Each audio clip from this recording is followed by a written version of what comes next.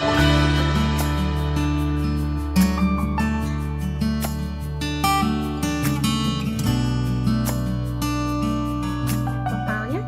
dari CISAI. Oke, ini dia ya, CISAI, Center for Holistic Integrative Psychology. Jadi apa sih CISAI itu? CISAI itu adalah salah satu biro psikologi yang tujuannya itu untuk mengedukasi, untuk mempromosi, dan untuk mengembangkan pendekatan psikologi yang lebih komprehensif supaya kita bisa lebih memahami dan membantu orang-orang yang memiliki mental health issue dengan visi yaitu untuk menjadi center yang excellence dalam memahami dan membantu orang-orang melalui pendekatan integratif holistik perspektif.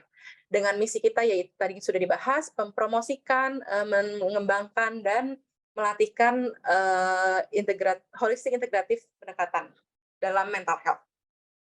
Tujuannya adalah untuk mengedukasi orang-orang dalam bidang mental health dan juga untuk mempraktikkan pendekatan holistik integratif serta untuk melatih profesional-profesional yang bergerak dalam bidang mental health dengan pandangan holistik integratif.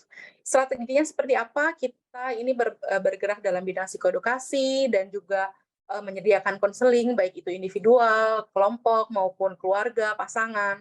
Dan juga kita melatih beberapa level atau tingkatan dari konselor, baik dari itu intermediate sampai advance. Value-value yang kita dalami atau gunakan dalam menolong adalah help, yaitu humility, enthusiastic, love, dan privacy. Di mana humility sendiri adalah kita membantu orang-orang semua dengan menyadari bahwa kita semua memiliki limitasi dan juga kelemahan sehingga menjadi kita menolong orang lebih rendah hati. Enthusiastic, lebih menolong orang lain dengan lebih tulus dan juga lebih semangat dan melakukannya seperti kita melakukan untuk Tuhan. Dengan love atau dengan cinta sehingga kita bisa melakukan menolong orang-orang dengan lebih penuh kasih sayang lagi dan juga privacy yaitu membatasi dan melakukan atau men-treat orang lain dengan respect dan juga membatasi privasi orang sehingga privasi dan kerahasiaannya terjaga. Value-value yang kita dalami dalam konselor atau yang kita cari dalam konselor adalah care, yaitu kompeten, aware, respect, dan empathetic. Di mana kompeten, kita tentu mendahulukan kompetensi dari seorang konselor yang kita gunakan dalam CISAI. Aware, yaitu kita sadar bahwa seorang konselor itu perlu berubah dan juga bertumbuh.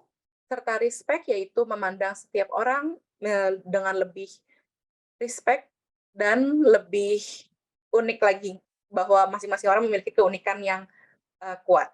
Serta empatetik, yaitu kita juga mencari konselor yang lebih empati sehingga bisa menempatkan diri dalam kondisi setiap orangnya. Dan ini dia founder dari CISAI sendiri, yaitu Pak Robert, sekaligus salah satu pembicara kita di hari ini. Pak Robert ini sendiri juga bekerja dalam bidang psikolog klinis yang sudah sangat berpengalaman tentunya dalam bidangnya, baik itu dalam pengajaran sebagai dosen maupun dalam konselor dan juga psikolog. Beliau ini menempuh pendidikan di Universitas Pajajaran, di Amerika, di Filipina, sehingga untuk masalah kompetensinya sudah tidak perlu dipertanyakan lagi. Dan untuk pembicara kedua kita, yaitu Bapak David Wongso, sini saya perkenalkan, boleh ditampilkan untuk profilnya. Nah, ini dia Bapak David, yang pengalamannya sudah sangat luar biasa ya, Bapak Ibu Saudara sekalian. Dengan Bapak David ini adalah CEO Dex Wellness dengan kompetensi yang sangat luar biasa, bergerak dalam bidang HR, dalam bidang leadership, dalam bidang career development. Jadi untuk pembicara kita hari ini sangat hatam gitu ya dalam bidangnya untuk membicarakan tentang potensi dan bagaimana caranya kita bisa mengembangkan potensi kita di masa depan. Dengan bidang pendidikan dari Pak David Wongso ini juga sangat-sangat luar biasa gitu ya, kompetensinya dari Unpad, terus kemudian kuliah di Monash, Australia, di Singapura, di Harvard, USA, dan juga di Inco Academy di Sydney gitu. Jadi tanpa berlama-lama lagi, kita akan mulai masuk sesinya. Boleh saya persilahkan Bapak Robert untuk memaparkan materinya.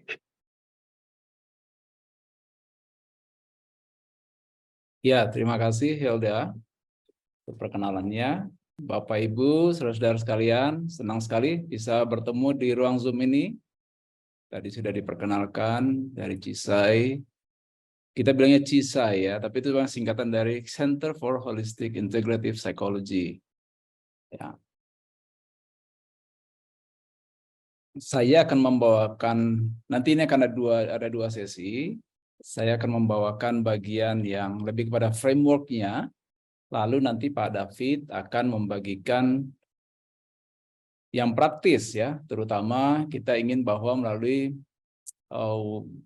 webinar atau psikoedukasi pada hari ini, Bapak Ibu, saudara-saudara, atau mungkin adik-adik juga di sini kalau ada yang ini ya, yang sedang masih di dalam studi, ya memang ini terbuka kepada siswa SMA. Seringkali saya didatangi oleh orang tua yang ingin mendapatkan apa ya, semacam informasi lah ya mengenai anaknya gitu ya. Ini pilih jurusan apa gitu ya. Tentu saja sekarang dari SMA kemudian nanti sampai kepada perguruan tinggi. Jangan sampai salah memilih jurusan, biasanya akan membuang banyak waktu, buang banyak energi, dan bahkan bisa membuat frustrasi gitu ya. Kalau salah memilih jalan. Oleh karena itu ini sangat penting bagi orang tua dan terutama bagi calon mahasiswa atau mahasiswa sendiri ya. Jadi ini sebenarnya webinar kita pada sore hari ini lengkap ya. Jadi dari misalnya waktu mempersiapkan studi, nanti kalau sudah masuk ke studi apa yang perlu dikembangkan gitu ya. Sebagai bagian dari pengembangan diri dan persiapan untuk masuk ke pasar kerja.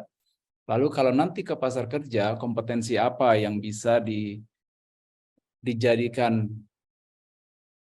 bagian dari keputusan karir kah, panggilan kah, atau kemudian nanti kompetensi apa yang bernilai jual begitu ya.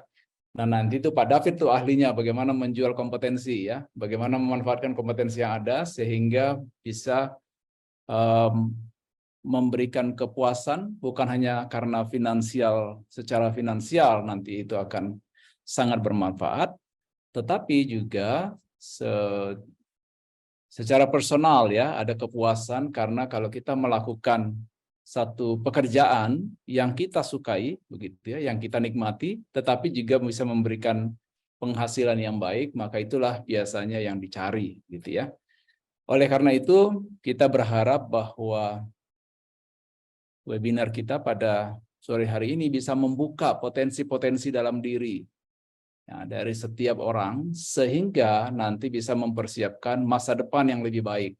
Ya, kita mungkin tahu juga banyak orang yang putar haluan pada waktu kuliah atau coba 1 tahun 2 tahun kok kayaknya nggak suka dengan jurusannya. Ini kayaknya salah pilih deh, gitu ya. Atau bahkan ada yang bisa masuk tapi susah keluarnya begitu ya. Sampai nanti ada deadline keluar, masa studi berakhir gitu. Wah, mulai pusing ya. Jadi orang tuanya pusing, dianya sendiri pusing, dan tidak jarang itu kemudian menimbulkan banyak masalah-masalah gangguan mental ya. Nah, ini yang kita sangat sayangkan. Padahal kalau misalnya itu dipersiapkan, ya tentu saja menggunakan waktu untuk mempersiapkan, untuk mengenali apa yang ada di dalam diri kita dan apa kemampuan yang perlu kita kembangkan, dan kemudian nanti waktu memilih itu bisa lebih jelas. Ya, baik. Jadi ada 3 bagian nanti yang akan saya bagikan, tetapi pada bagian akhir itu adalah bagian yang mungkin akan sangat praktis yang akan dibagikan oleh Pak David. Ya. Nah, bagaimana caranya kita membuka potensi tadi ya? Ada 3 cara ya. Caranya yang pertama adalah temukan minat, bakat, dan kepribadian. Nanti akan ada tools-nya. Kemudian kenali area pengembangan diri yang perlu dikembangkan. Karena sebenarnya dalam diri kita ini potensinya sangat besar. Hanya seringkali kita tidak mengenali apa yang kita punya. Ini sayang sekali ya. Tuhan sudah memberikan hadiah atau semacam gift atau potensi ya, sumber daya yang kita miliki, tapi kalau kita tidak membukanya, kita tidak bisa menggunakannya dan bahkan tidak mengapresiasi apa yang Tuhan sudah berikan dan perlu kita kembangkan juga. Dan ada masa-masa potensi itu harus dikembangkan dari potensi menjadi kompetensi. Karena tidak cukup hanya punya potensi, karena kompetensi dalam berbagai bidang, baik itu kompetensi intelektual atau kompetensi yang bersifat emosional atau kompetensi yang bersifat relasional, atau bahkan juga kompetensi yang bersifat kultural dan spiritual. Itu semuanya tentu saja perlu dikenali sehingga kita bisa kembangkan. Dan ini menjadi bagian dari diri kita yang akan kita bawa seumur hidup kita, gitu ya. Tapi ada satu hal lagi yang lain, hidup bukan sembarang hidup ya, karena perlu juga kita memikirkan apa tujuan hidup kita supaya hidup kita lebih terarah, gitu ya. Bayangkan kalau ada satu kapal ya, kapal yang sangat indah, sangat besar dan banyak penumpangnya, misalnya atau muatannya bisa banyak. Tapi kalau kapal itu tidak jelas tujuannya, sebenarnya kapal itu nggak ada gunanya, gitu ya. Mungkin dia hanya akan ada di dermaga terus, gitu ya. Begitulah kalau kita hidup tidak ada tujuan hidup, kita tidak akan bergerak, kita hanya akan di situ-situ saja, begitu ya. Kalau tidak ada destinasi, kalau tidak ada sense of direction, tidak ada sesuatu yang kita tuju dalam hidup ini, maka hidup akan hanya begitu-begitu saja. Tentu saja kita semua tidak mau begitu ya. Dari muda sudah dipersiapkan sampai kepada usia dewasa, lalu sampai kepada nanti tahu-tahu sudah tua, begitu ya. Lalu melihat kembali bagaimana hidupnya dijalani, begitu ya. Seringkali orang pada usia tertentu bertanya, apa sebenarnya tujuan hidup? Ya, jadi jangan heran, ya orang umur 50, 60 lalu bertanya, sebenarnya saya mau ngapain ya hidup ini ya, gitu ya. Nah, adalah lebih baik kalau sejak muda kita sudah mengetahui tujuan hidup kita. Dan untuk mengetahui tujuan hidup kita tentu saja berhubungan dengan apa yang kita punya, ya, apa yang kita miliki. Karena tidak mungkin tujuan hidup kita tidak berhubungan dengan apa yang kita miliki dan kita kembangkan, bahkan sudah kita latih sehingga kita menjadi sangat ahli di bidang itu. Ya, ini saya kasih contoh tadi ya. Saya kasih contoh bahwa misalnya saya dengan Pak David ini, kami sama-sama dulu kuliah di Unpad ya. Tapi rupanya kami punya potensi, bukan hanya soal psikologi, tetapi punya potensi dan kesempatan untuk mengembangkan hal-hal yang perlu dikembangkan. Sama-sama psikologi, tapi arah karirnya berbeda. Ya, karir saya ada pilihannya pada waktu itu adalah menjadi dosen dan menolong mahasiswa, kemudian juga pengajaran, pendidikan, begitu ya. Sedangkan Pak David, dia masuk ke dalam corporate, lalu masuk ke dalam bidang bisnis, dan menjadi sangat berpengalaman di dalam pengembangan karir, bertemu dengan banyak orang yang pelaku bisnis, profesional, dan segala macam. Ya. Dan saya yakin, ya, Pak David punya tujuan hidup yang jelas, saya punya tujuan hidup yang jelas, dan kita ingin juga Bapak Ibu, saudara-saudara yang ada di sini, punya tujuan hidup yang jelas dan memanfaatkan segala sesuatu resources dan potensi yang ada, gitu ya. Jadi itu caranya kita nanti membuat masa depan kita menjadi lebih baik. Buat adik-adik di sini yang masih belum jelas tujuan hidupnya dan juga mungkin belum mengenal apa yang dimiliki dan belum juga mengenali apa yang masih perlu dikembangkan sehingga bisa berhasil di dalam hidup. Nah, inilah yang kita coba lihat. Jadi ini sebenarnya satu kesatuan, ya. Nah, beberapa tools atau nanti apa yang ditemukan di bidang psikologi ini barangkali akan menolong ya. Yang pertama, menemukan minat, bakat, dan kepribadian. Nah, untuk menemukan minat, bakat, dan kepribadian ini, ya, pada waktu saya masih bekerja di universitas, kebetulan ada satu alat yang sederhana yang bisa kita gunakan untuk menemukan minat, bakat, dan kepribadian yang sebenarnya diambil dari salah satu teori kepribadian yang juga bisa digunakan untuk pengembangan minat dan bakat. Ya. Ini namanya Holland's 6 Personality Types. Ya. Jadi ada 6 tipe kepribadian seseorang yang perlu dikenali, yang nanti akan berhubungan dengan lingkungan kerja di mana dia cocok. Jadi kepribadian dan lingkungan haruslah cocok. Sehingga selain orang itu mampu dan dia berminat, juga dia menikmati. Ya, tentu saja kita akan senang berada di lingkungan di mana itu sesuai dengan kepribadian kita ya. Kalau berbeda dengan kepribadian kita, misalnya ada orang yang senangnya kepribadiannya sendiri, ditaruh di tempat ramai dia bisa stres, gitu ya.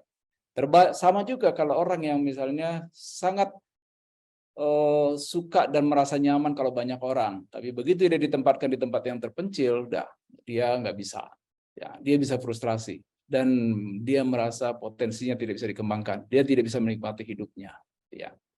Nah, secara singkat saja, dia mengatakan ada 6 tipe kepribadian ya. Tadi RIASEC itu sebenarnya singkatan ya.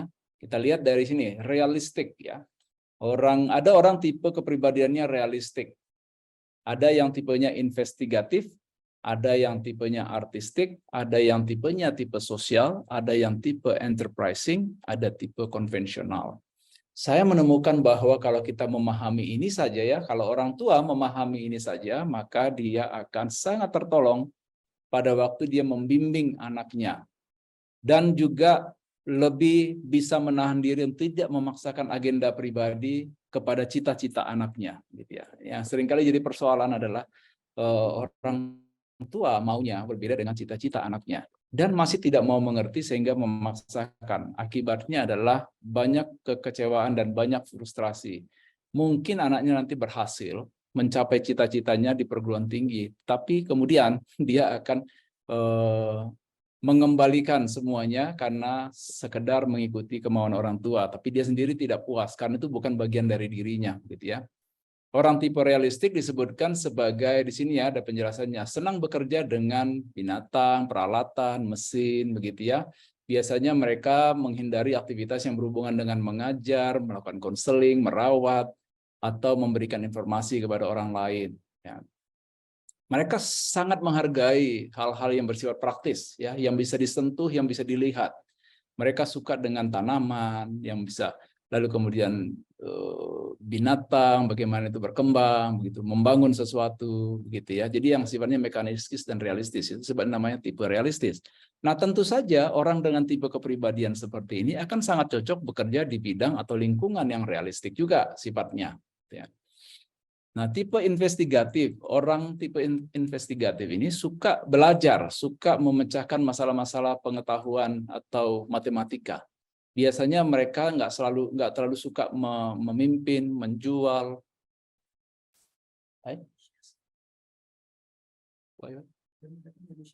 Oh, belum ya? Sorry.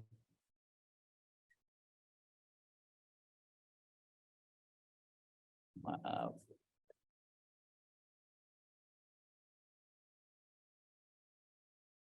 Sorry, saya rupanya belum bagi ya. I'm sorry.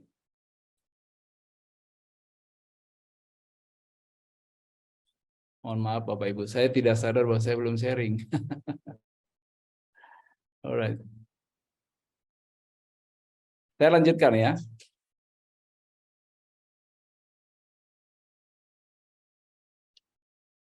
Nah, ini tadi ya, RIASEC ya.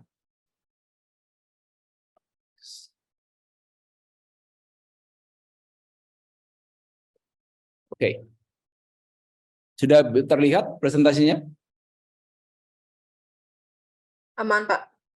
Aman ya, oke. Saya mungkin ulang sebentar ya tadi ya, yang saya bagikan ya. Ini tadi sudah ya, menemukan, kenali, miliki. Kemudian yang pertama adalah menemukan minat, bakat, dan kepribadian dengan menggunakan ini nih ya, Holland 6 personality types. Tadi realistik sudah, investigatif.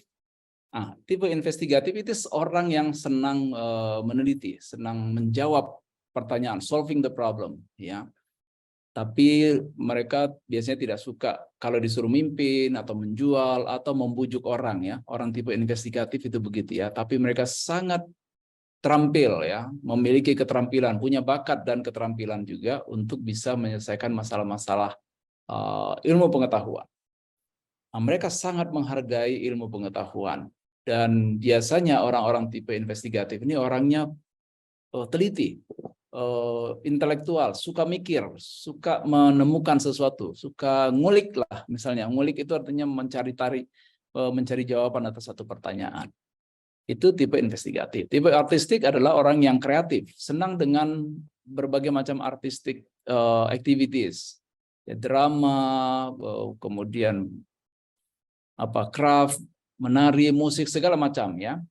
Nah, orang artistik ini adalah orang yang senang dengan sesuatu yang kreatif ya. Mereka biasanya nggak suka dengan sesuatu yang rutin, yang mengulang-ulang gitu ya. Nah, mereka senang mengekspresikan diri, menampilkan diri yang sebenarnya, dan biasanya mereka adalah independent thinker atau ya susah diatur, makanya begitu ya orang yang tipe artistik. Tipe sosial senang menolong orang. Ya, pada dasarnya orang-orang tipe sosial senang menolong orang. Ya, makanya mereka menyukai pekerjaan seperti mengajar, konseling, ya, merawat, lalu atau sekedar memberikan informasi ya. Jadi bagian pemberian informasi. Dan sebaliknya mereka tidak terlalu menyukai bahkan menghindari bekerja dengan mesin, peralatan-peralatan, dengan binatang ya.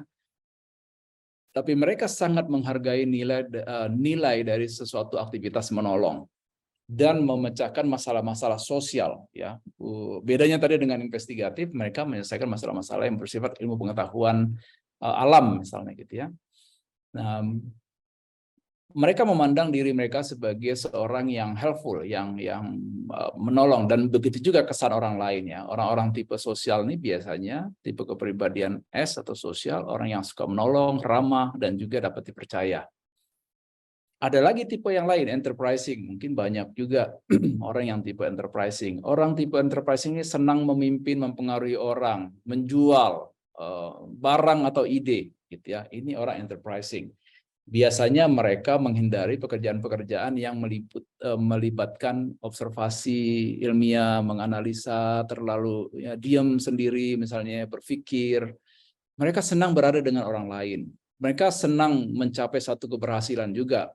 Dan keberhasilan di tempat yang besar, ya, yang itu memberikan nilai diri yang feedback yang baik buat dia. Senang dalam posisi memimpin dan mempengaruhi orang, gitu ya. Sebabnya sebabnya orang-orang enterprising biasanya ditemukan di dalam kepemimpinan, dalam politik, dalam bisnis gitu ya. Orangnya biasanya ambisius, energetik, tidak pernah diam ya. Sociable ya, bisa bergaul dengan siapa saja. Dan yang terakhir adalah tipe konvensional. Orang tipe konvensional adalah orang yang mengikuti prosedur. Senang bekerja dengan angka-angka, dokumen-dokumen atau rangkaian-rangkaian tugas peralatan yang sudah teratur begitu ya. Nah, mereka sangat menghindari dan tidak menyukai sesuatu yang tidak jelas ya, ambigu, tidak terstruktur, aktivitas yang tidak jelas aturannya gitu ya. Ya. Mereka juga sangat memberikan penilaian yang tinggi kepada keberhasilan di bisnis, tetapi mereka menginginkan bahwa sesuatu dicapai sesuai dengan aturannya, sesuai dengan prosedur. Ini kelihatannya tipe-tipe orang yang cocok menjadi quality control atau yang bagian protokol begitu ya, yang senang keteraturan. Kira-kira begitu ya. Nah, kita masuk ke kepribadian yang mana, tipe yang mana, itu nanti bisa dilakukan tes ya. Tadi saya sudah menunjukkan, nanti di bagian akhir saya akan kasih lihat lagi link yang bisa digunakan gitu ya. Tapi saya mau kasih pengantar dulu ya, bahwa pada dasarnya ada 6 profil kepribadian. Nah, profil sebenarnya nanti juga ini akan ada paduannya ya. Jadi bukan satu saja, bisa saja kita memiliki yang dominan adalah tipenya misalnya tipe A. Tapi ada 2 yang lain. Jadi yang nanti dianggap sebagai profil adalah 3 tipe yang pertama yang paling tinggi. Biasanya nanti dalam tesnya 3 itu akan keluar. 3 yang pertama. Nah, sekarang kita lanjut kepada satu teori perkembangan yang nanti akan mendasari mengenai apa saja yang perlu kita kembangkan dalam diri kita. Kalau kita melihat bahwa dari bayi sampai kita menjadi dewasa, kita sebenarnya mengalami perkembangan dan Erikson di dalam teori perkembangan psikososial, dia mengatakan pada tahapan tertentu ada yang utama yang harus dikembangkan. Misalnya pada waktu bayi, anak sedang mengembangkan kebutuhan trust and mistrust gitu ya. Jadi mengembangkan rasa percaya. Naik sampai ke toddler, dia diutamakan ya, bukan berarti yang lain tidak berkembang ya, tetapi secara psikososial ada bagian-bagian tertentu yang harus dikembangkan sehingga dia menjadi siap untuk masuk ke dalam tahapan berikutnya. Semakin lama semakin kompleks ya, semakin berkembang karena manusia juga berkembang menjadi semakin kompleks gitu ya. Nah, untuk mengetahui ini maka orang tua atau guru ya harus bisa memahami apa yang dikembangkan pada setiap level. Nah, saya ingin kita melihat pada masa remaja misalnya ya. Ini kan kemungkinan di sini dari remaja ya, sesuai dengan maksud dari ini yang kita maksudkan adalah pada masa remaja itu adalah masa untuk pengembangan identitas atau jati diri. Jati diri termasuk apa kualitas-kualitas diri, apa hal-hal dalam diri yang dianggap sebagai satu kekuatan dan juga mungkin dikenali sebagai satu kelemahan. Nah, mengenal potensi diri adalah bagian dari pengembangan identitas yang seharusnya sudah dicapai pada waktu masa remaja, tetapi nanti akan berkembang juga kepada masa dewasa ya, young adult. Artinya kalau misalnya usia perguruan tinggi mahasiswa mestinya dia sudah mencapai yang namanya pengembangan identitas atau jati diri. Dan itu terus berkembang karena pengenalan diri ini kan tidak berhenti ya.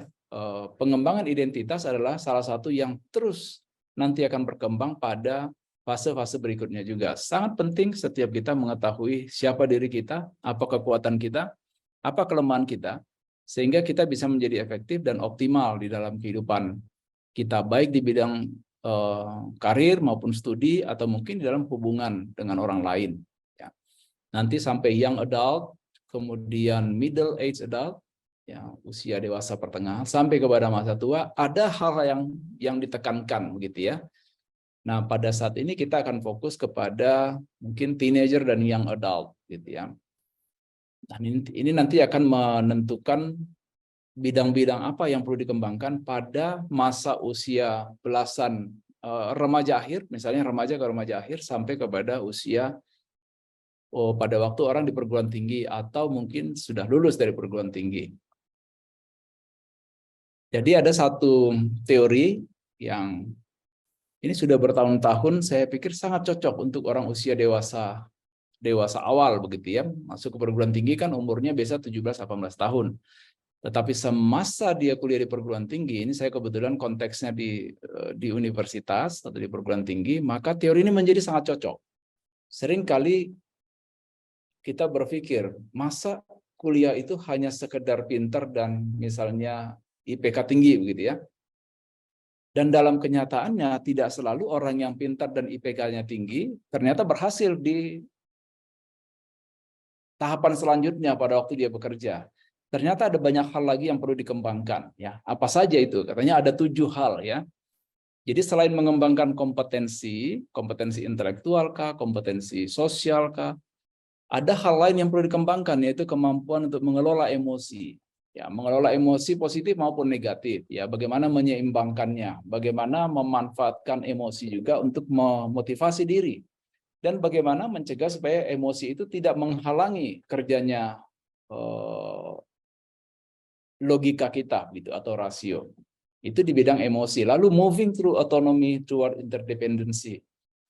Chickering mengatakan pada usia 20-an awal, mestinya seseorang sudah belajar untuk berkembang dari satu otonomi atau independen menjadi interdependence. Apa bedanya? Orang independen adalah orang yang merasa mungkin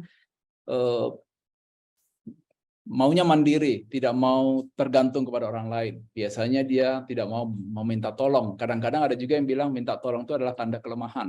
Ya.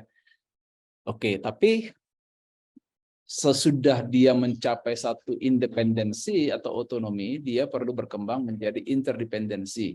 Interdependensi adalah salah satu ciri kematangan atau kemandirian yang lebih lengkap, di mana seseorang tahu kapan dia minta tolong, kapan dia menolong orang lain, kapan dia melakukan tanggung jawab pribadi, kapan dia kemudian meminta tolong kepada orang lain pada waktu dia membutuhkan. Jadi ini juga perlu dikembangkan ya, menjadi interdependence pada masa dewasa.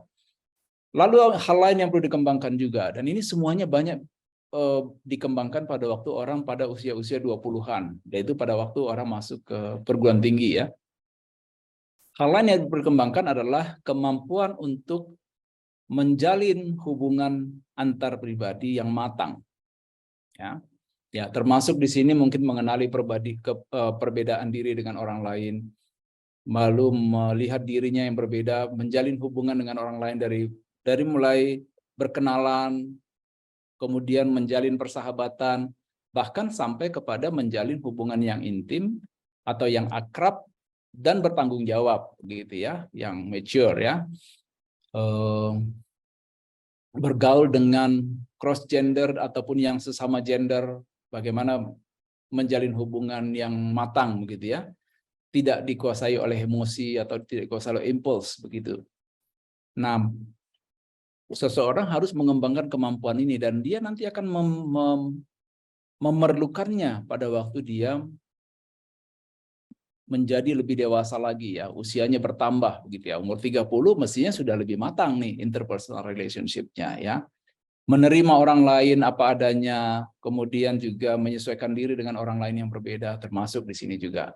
Lalu establishing identity, ini yang menjadi fokus dari teori ini, bahwa ujungnya kalau orang berkembang di dalam 4 hal yang sebelumnya, maka dia akan bisa establish atau membuat satu jati diri yang teguh. Dia mengenal betul dirinya, mengenal kebiasaannya, mengenal kelemahannya, dan dia juga tahu apa yang perlu dia kembangkan, apa yang perlu dia hindari, dan bagaimana dia memanfaatkan semua kelebihan atau kekuatannya untuk satu keberhasilan di dalam hidupnya. Itu establishing identity, dan dia punya keyakinan, kenyamanan tentang dirinya juga. Kenyamanan tentang ciri fisik, kenyamanan tentang gender, kenyamanan tentang kemampuan, gitu ya. Kesadaran bahwa dia tidak mungkin bisa melakukan semua hal, tapi juga dia punya sesuatu yang bisa disumbangkan, dikontribusikan. Lalu yang dua, yang terakhir kalau sudah establishing identity adalah seseorang perlu mengembangkan purpose. Nah, ini menurut Zickering, sense of direction itu perlu ya, karena orang dewasa mestinya dia sudah punya arah hidup. Misalnya di sini mulai dia mulai harus berpikir apa yang harus saya lakukan sesudah ini. Kalau sudah lulus terus mau ngapain, gitu ya. Kadang-kadang orang lulus dari perguruan tinggi berada di persimpangan jalan. Biasanya nganggur dulu atau kemudian juga tidak jelas maunya kemana. Atau coba-coba aja, cobalah dulu ya, bisnis dulu atau ikut kerja dulu. Tetapi ini adalah pergumulan supaya dia kemudian bisa memilih satu arah kehidupan. Karena nggak mungkin dia akan hidup ke mana-mana saja, begitu ya. Nah, ini pertanyaan where to go, gitu ya. Bidang apa yang mau ditekuni. Nah, kalau orang sudah jelas purpose-nya, arah hidupnya, maka dia akan lebih mudah mengambil keputusan dan dia akan langsung misalnya mau ke bisnis kah, mau kuliah lagi kah, atau mau bekerja kah mungkin bekerja di pemerintahan kah atau di swasta kah, begitu ya. Itu developing purpose itu penting. Dan yang terakhir yang perlu dikembangkan adalah seiring dengan bertambahnya usia dan seiring dengan berkembangnya kematangan pribadi, seseorang perlu mengembangkan suatu integrity. Integrity itu artinya adalah dia punya seperangkat nilai-nilai, prinsip-prinsip hidup yang dihidupi dan dia lakukan, dia terapkan. Orang yang tidak berintegritas adalah kalau dia tidak punya nilai-nilai yang kuat sehingga dia mengikut kemana saja, gitu ya. Sedangkan orang yang berintegritas adalah yang dia yakini, yang dia jalankan, dan itu yang dia katakan. Sehingga dia tidak hidup di dalam satu ambivalensi atau sesuatu yang membingungkan, sesuatu yang membuat dia nanti merasa bersalah karena dia melanggar aturannya, gitu ya, atau melanggar prinsip-prinsip hidupnya. Nah, diharapkan menurut Zickering pada usia tertentu, ini memang dia karena penelitian di perguruan tinggi, pada usia tertentu seseorang harus memiliki satu prinsip hidup. Apa yang dia yakini dalam hidup dan itulah yang dia terapkan. Termasuk prinsip-prinsip kejujuran atau nilai-nilai kemanusiaan, nilai-nilai apa ya, yang misalnya tadi seperti contoh nilai bahwa saya akan menjalani hidup sesuai dengan prinsip-prinsip hidup saya. Misalnya tentang berbohong, tentang nilai-nilai tidak melakukan korupsi, atau nilai-nilai menjaga nilai-nilai moral dalam hal seksual misalnya yang dia dapatkan pada fase sebelumnya, apakah dari orang tua, dari guru, dari teman, atau dari dosen, dari siapa saja, dari pemuka agama, itu membentuk nilai-nilai atau termasuk juga nilai-nilai budaya. Ya. Jadi pendek kata bahwa seorang yang punya integritas adalah yang hidup sesuai dengan nilai-nilai yang dia pegang. Nah, lalu yang terakhir ya, ikigai. Selain kita tadi mengetahui personality profile kita, kemudian juga area mana yang perlu kita kembangkan. Nah, bagian terakhir, ini ikigai. Ikigai ini memang menarik ini ya. Ini adalah salah satu, bisa dibilang kearifan dalam kehidupan orang-orang Jepang ya, yang dikenal memiliki kehidupan yang bahagia, dan mereka hidupnya panjang umur, itu ceritanya ya. Dan ditemukanlah satu prinsip, ini salah satu prinsip, tetapi prinsip ini berhubungan dengan sesuatu konsep mengenai alasan untuk hidup di dunia ini apa sih gitu ya. Lalu di ikigai dibentuk dari apa yang kita sukai, yang kita senang lakukan atau yang kita cintai, apa yang kita bagus bisa lakukan, kompetensi barangkali ya. Lalu apa yang kita bisa, keterampilan apa yang membuat kita bisa dibayar ya. Lalu apa yang menjadi kebutuhan orang. Nah, di sini dikatakan bahwa passion itu adalah gabungan dari what we love dengan what we good at gitu ya. Jadi apa yang kita, kemampuan yang kita miliki dengan apa yang kita sukai. Sedangkan mission dalam hidup adalah apa yang kita sukai dan apa yang dibutuhkan oleh orang lain, dunia, yang kita bisa sumbangkan gitu ya. Nah, vocation itu adalah sesuatu yang berhubungan dengan apa yang dibutuhkan di, misalnya di pasar kerja atau di dunia, dan keterampilan apa yang kita bisa dibayar, misalnya mengetik kah, membuat desain kah, atau melakukan konseling kah, mengajar kah, itu vocation namanya. Sedangkan profession adalah sesuatu yang kita terampil dan kita bisa dibayar untuk itu. Nah, kalau hanya punya passion atau mission atau vocation atau profession, mungkin kita bisa puas, tapi juga merasa misalnya kalau kita hanya mengandalkan yang ini ya, misalnya passion dan profession, kita mungkin puas tapi merasa useless, misalnya gitu ya, merasa tidak berguna. Atau kita hanya gabungan profession dan vocation, kita punya profesi dan kita punya kerjaan. Ya, kita mungkin merasa nyaman, tapi merasa kosong juga. Itu sebabnya banyak orang yang berhasil mencapai satu tingkat tertinggi dalam satu karir, dia merasa kosong pada usia tertentu. Ya, ada banyak kasus seperti itu juga. Hidup nyaman, tapi kemudian hidupnya kok kosong ya. Lalu tengah malam menangis-nangis sendiri begitu ya, merasa kok kayaknya hidup begini aja. Atau orang punya vocation dan punya mission ya. Mungkin dia excited, ada semacam apa ya, semangat gitu ya. Tapi tetap saja dia nggak punya tujuan karena bukan datang dari dirinya gitu ya. Excitement dan complacency, but sense of uncertainty. Dia tidak ada, karena sepertinya hanya melakukan sesuatu di luar diri, tapi dirinya sendiri tidak. Begitu juga ada gabungan dari kita punya passion, kita punya mission. Ya, kelihatannya kita senang dan merasa puas, tapi kita tidak punya harta apa-apa, tidak punya tabungan mungkin ya, karena semuanya hanya misi gitu ya. Ya, tentu saja ini adalah konsekuensi dari apa saja potensi dalam diri kita, apa saja yang ada dalam diri kita yang kita gunakan, yang kita perhatikan. Nah, Ikigai mengatakan bahwa kalau gabungan itu semuanya kita jelas, kita kenali, dan itu yang kita lakukan, maka kita akan menikmati hidup kita, menyukai apa yang kita lakukan, dan juga membuat hidup kita berguna bagi orang lain, dan kita mendapatkan reward dari itu ya, dan kita bisa kelangsungan hidup kita tidak sampai terancam, begitulah kira-kira. Nah, nanti ini jelasnya Pak David lah yang menjelaskannya ya.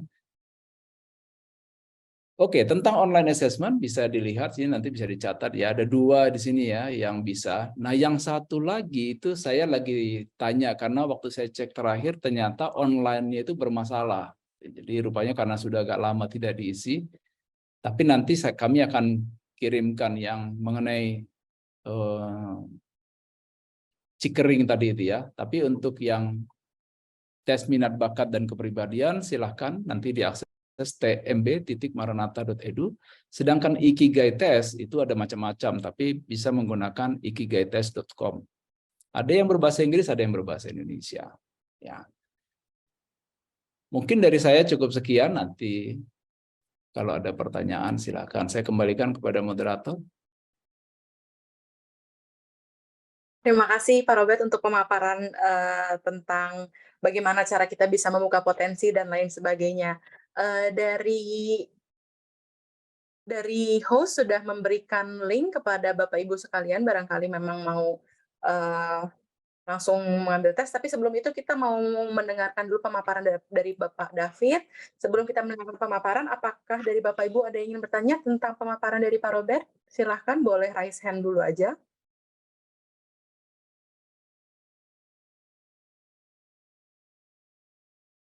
Oke, kalau misalnya belum ada, kita langsung ke pemaparan dari Bapak David. Silahkan, Pak David.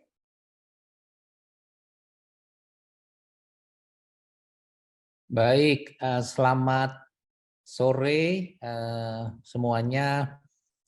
Bang Robert dan tim, terima kasih sudah mengundang saya untuk sharing, dan juga teman-teman ya, saya panggil teman-teman saja biar saya juga merasa masih muda.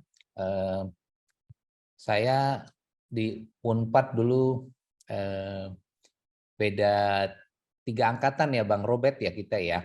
Jadi Bang Robert ini waktu saya mahasiswa tahun pertama dia adalah pembimbing rohani saya gitu ya.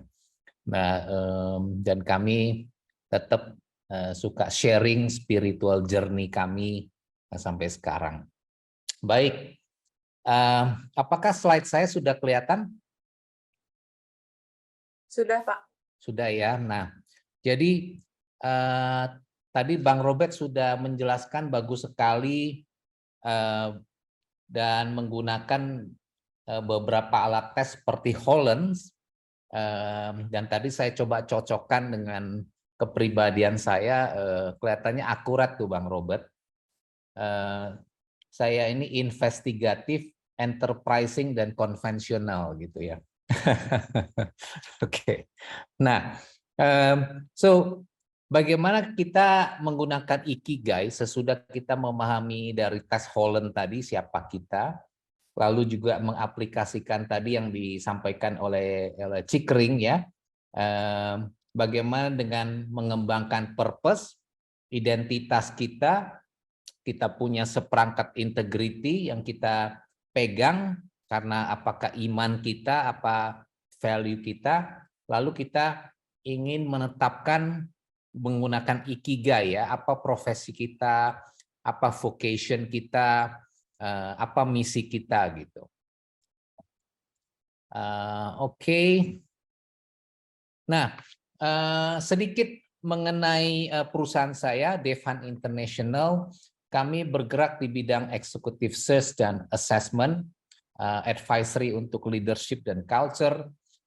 Kita punya coaching, counseling, dan mentoring juga dengan brand Dex Wellness. Jadi saya satu aliran sama Bang Robert. Kami menganggap sangat penting menggunakan pendekatan yang holistik ya.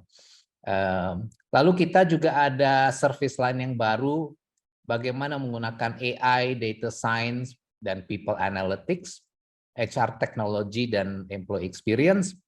Kantor saya ada di Jakarta dan di Melbourne. Kebetulan hari ini saya ada di Jakarta. Keluarga saya dan anak-anak saya tinggal di Melbourne. Oke. Nah, tadi Bang Robert sempat jelaskan, saya psikolog, lalu punya background MBA, dan sejak 2017 itu saya membangun consulting bisnis ini, yaitu Devan. Saya sejak lulus ya, umur 24 sampai umur 47 itu bekerja sebagai karyawan di berbagai perusahaan besar, multinasional, lokal, berbagai industri juga. Dan saya juga aktif dalam pelayanan ya, pelayanan sosial. 2017 co-founded gerakan Dads for Life, karena saya bahwa Indonesia ini punya masalah fatherlessness. Lalu waktu pindah ke Australia menjadi country director untuk Family First. Dan saat ini di Melbourne saya adalah chapter president untuk Full Gospel Businessman Fellowship, yaitu gerakan dari para pengusaha dan profesional, orang awam yang ingin menjangkau orang-orang yang kesepian. Ya, kesepian ini akan jadi masalah yang besar di dunia, dan WHO konon mengatakan 2030 ini penyakit nomor 1 di dunia adalah depresi. Sebelum depresi artinya sebenarnya sekarang ini banyak orang-orang yang mengalami kesepian. Nah, kami percaya punya komunitas yang mendukung, komunitas yang saling mendoakan, itu sangat penting untuk mengatasi masalah kesepian. Oke, itu sedikit tentang saya. Nah, saya sebagai orang yang suka riset, saya mencoba memformulasikan secara high level kalau kita ini, adik-adik ini itu ada di keluarga, dibesarkan oleh orang tua, perjalanan hidupnya, anak masuk sekolah, perguruan tinggi, bekerja sampai masuk ke bisnis atau profesi ya. Nah, tantangannya apa sih di zaman sekarang? Kita hidup di zaman ini, adik-adik ini hidup di zaman yang pengetahuannya itu yang kamu pelajari itu menjadi double setiap hari. Jadi apa yang kamu baca, apa yang kamu pelajari di kuliah itu berubah dan bertambah cepat sekali ya. Knowledge almost double every day gitu ya. Nah, itu surprising kan ya. Nah, kedua, masa-masa kita belajar ini adalah masa di mana kalian tuh banyak sekali distraction ya. Kalau zaman saya kuliah dulu di Bandung sama Bang Robert, di tempat kos saya bahkan nggak ada TV ya, nggak ada sosial media, nggak ada HP. Jadi distractionnya nggak sebanyak kalian gitu ya. Nah, sehingga kami bisa lebih fokus gitu ya dengan pelajaran gitu ya. Waktu itu orang tua saya juga nggak ngirim duit banyak-banyak, jadi saya nggak bisa banyak hiburan lah ya, yang karena untuk banyak hiburan juga banyak butuh uang gitu ya. Nah, lalu terkait memilih profesi ya, dan sebelum memilih profesi itu harus memilih jurusan ya, kalau masih SMA sekarang. Kita tahu bahwa biaya pendidikan tuh sangat mahal ya, sangat mahal. Ambil contoh kalau mau belajar sebagai mahasiswa internasional di Australia, tuition biaya hidup itu kurang lebih 1 miliar rupiah setahun. Nah, artinya untuk lulus S1 mungkin perlu 3 sampai 4 miliar. Nah, bayangkan tuh kalau adik-adik salah pilih jurusan gitu kan. Nah, mahal sekali ya. Atau saya juga pernah lihat kenalan dekat saya, anaknya sebenarnya tidak terlalu suka sekolah, dipaksakan oleh orang tuanya. Dia DO ya, kuliah di Australia. Sesudah DO pulang ke rumah, mamanya harus keluar duit lagi untuk mencarikan bisnis buat dia. Nah, dan akhir-akhir ini kita juga melihat fenomena artificial intelligence ya, ada ChatGPT, ada automation, sehingga tiba-tiba misalnya contoh nih, kita melihat bahwa ChatGPT ini dia bisa membuat graphic design ya, graphic design kan. Nah, bayangkan tuh, saya tahu ada beberapa anaknya teman saya yang kuliah ke Australia sekitar sekian tahun yang lalu dan anaknya belajar graphic design. Nah, contohnya ya. Nah, inilah tantangannya yang secara garis besar itu sedang kita hadapi. Nah, kalau kita sekarang lihat sebelah kanan bahwa bukan hanya hard skill, tapi juga soft skill itu sangat penting ya. Jadi untuk kita bisa berhasil sesudah kita lulus kuliah, ternyata misalnya sama-sama S1 lulus, mungkin kita diterima karena kita punya IPK ya, kita punya hasil psikotes, tapi dari diterima sampai kita karirnya maju terus, ada juga faktor soft skill yang sangat berperan penting. Misalnya satunya punya jiwa kepemimpinan, satunya nggak suka leadership, suka belajar sendiri. Siapa yang akan dipromot? Tentunya yang punya jiwa kepemimpinan, ya kan? Nah, soft skill itu juga sangat menjadi penentu untuk kita itu berhasil, apakah dalam hal bisnis ataupun di pekerjaan. Hal kedua adalah pentingnya building connection. Apakah kita di dunia kerja atau di dunia bisnis, building connection yang bagus, networking itu sangat berperan penting untuk keberhasilan. Ya. Ketiga adalah juga bagaimana orang tua kita mendidik kita dari kecil, itu juga sangat berpengaruh.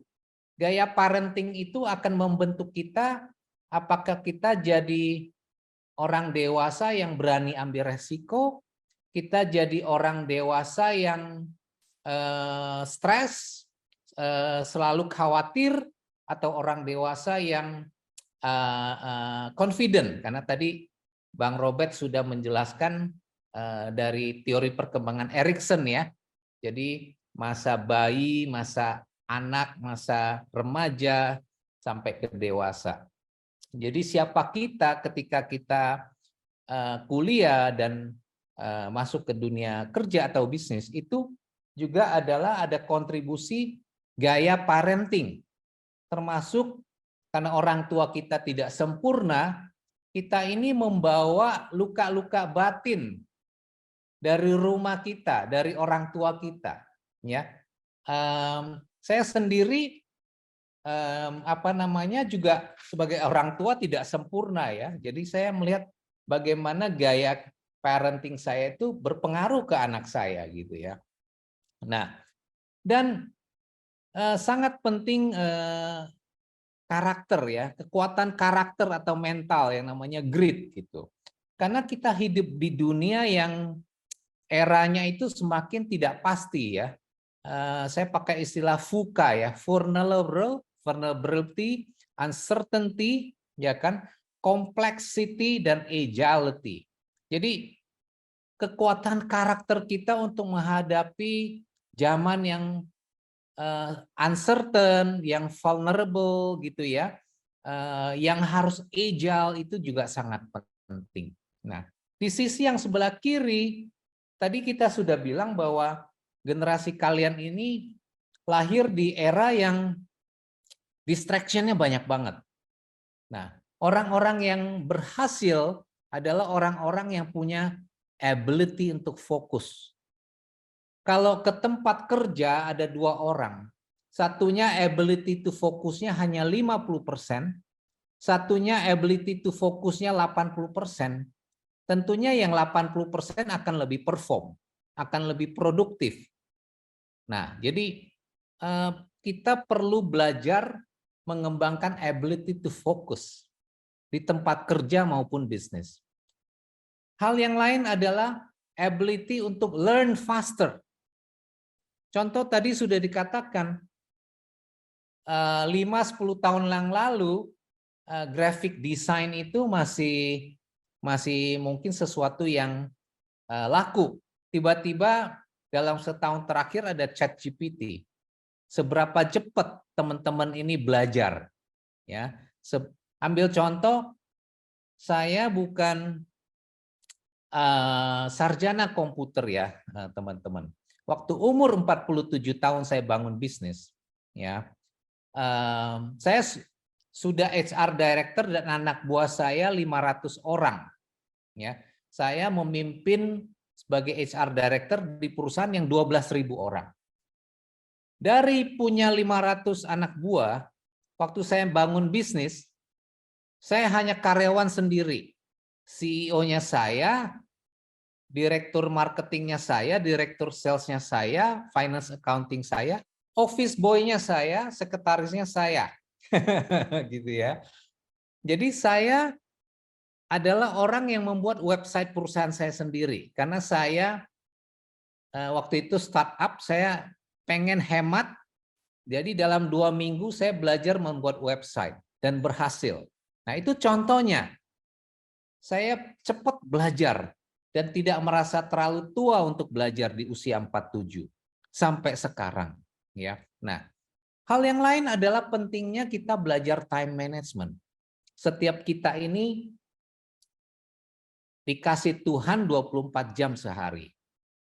Tapi ada orang yang lebih berhasil karena dia bisa punya visi dan tujuan yang jelas, dia bisa menetapkan mana yang menjadi prioritas, mana yang dia harus fokus, sehingga dia tahu ini hal yang nggak penting, ini hal yang distract saya, sehingga dia bisa mengelola waktunya. Ini hal yang sangat berperan penting.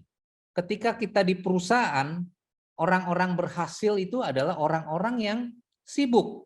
Orang-orang yang biasanya berhasil itu akan dipercayakan tanggung jawab yang lebih besar. Jadi kemampuan mengelola waktu itu sangat penting.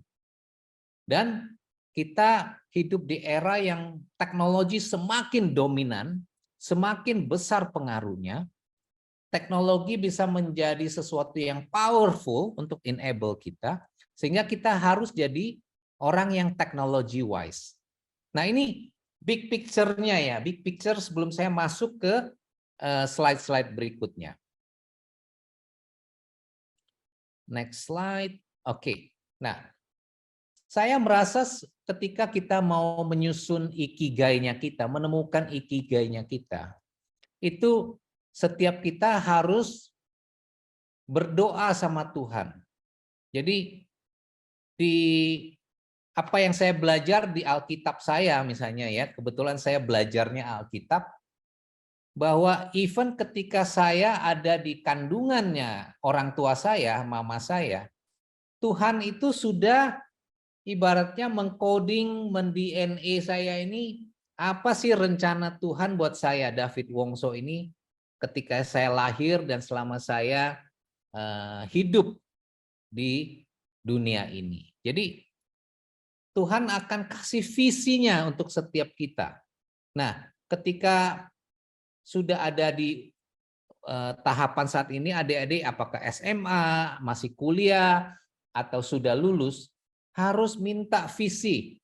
Tanya, apa sih? Dan berusaha cari tahu, berdoa, diskusi sama orang, baca buku, observasi, untuk menemukan visi itu.